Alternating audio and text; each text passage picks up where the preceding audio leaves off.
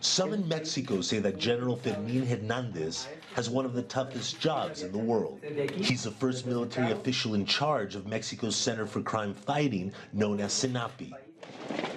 In that role, Hernández sets goals for national strategy and intelligence gathering to fight narco-trafficking, a scourge that has given Mexico a notorious reputation.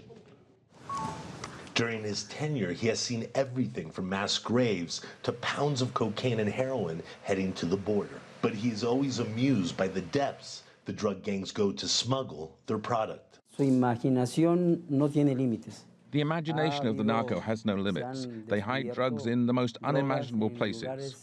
We discovered drugs inside religious statues, also in fruit cans.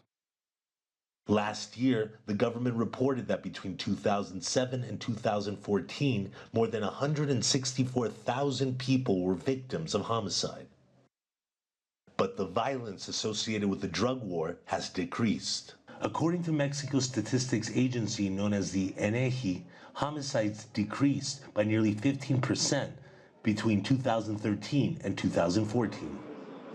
General Hernández believes the drop in homicides is due to a new offensive by the government to apprehend the drug gangs, which has resulted in the successful recapture of the country's biggest narco boss, Joaquín El Chapo Guzmán. El Estado mexicano como tal. In Mexico, we have had many drug policy successes. The President and intelligence services are now fighting drug trafficking on their own turfs, where they are producing the narcotics. But one analyst says the decrease in violence is mostly due to U.S. involvement to combat the problem. The U.S. government has provided nearly $1.5 billion for training equipment and technical assistance that has improved Mexico's security and judicial system. The impact is done based on intelligence, and the intelligence is gathered by the U.S. agencies, and they determine where they seize the coke, for instance. So it has nothing to do with local governments.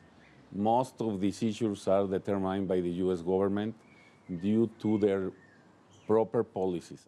While the INEGI report points out a decrease in homicides, it also estimates that 93% of all crimes went either unreported or weren't investigated in 2014.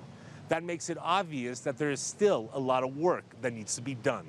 Martin Markovits, CCTV, Mexico City.